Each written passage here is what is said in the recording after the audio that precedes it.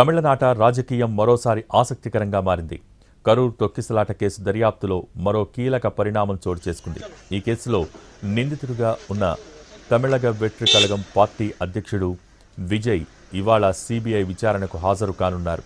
చెన్నైలోని తన ఇంటి నుంచి బయలుదేరారు. ఉదయం 11 గంటలకు ఢిల్లీలోని సిబిఐ ముందుకు హాజరు కానున్నారు.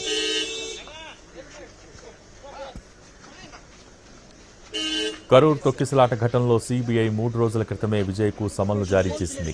తాజాగా ఈ కేసు దర్యాప్తులో భాగంగా విజయ్ ఎన్నికల ప్రచారానికి ఉపయోగించిన బస్సును కూడా సిబిఐ అధికారులు సీజ్ చేశారు. కరూర్ సభ జరిగిన రోజు వాహనం, ప్రయాణ వివరాలు, అనుమతులు వంటి అంశాలను నిర్ధారించుకునేందుకు వాహనాన్ని స్వాధీనం చేసుకుని పరిశీలిస్తున్నారు. బస్సు డ్రైవర్ను కూడా ప్రశ్నించి వివరాలు సేకరిస్తున్నారు. ఈ నేపథ్యంలో సిబిఐ విచారణకు విజయ్ హాజరవుతూ ఉండటం చర్చకు దారితీసింది.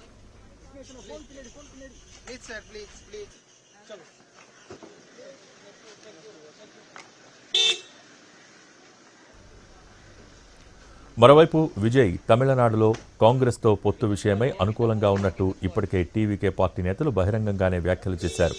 బీజేపీ కూడా విజయ్ పార్టీతో పొత్తు పెట్టుకునేందుకు ప్లాన్ చేస్తున్నట్టు తెలుస్తోంది. ఇలాంటి తరుణంలో సిబిఐ విచారణ జరగటం ఆసక్తికరంగా మారింది.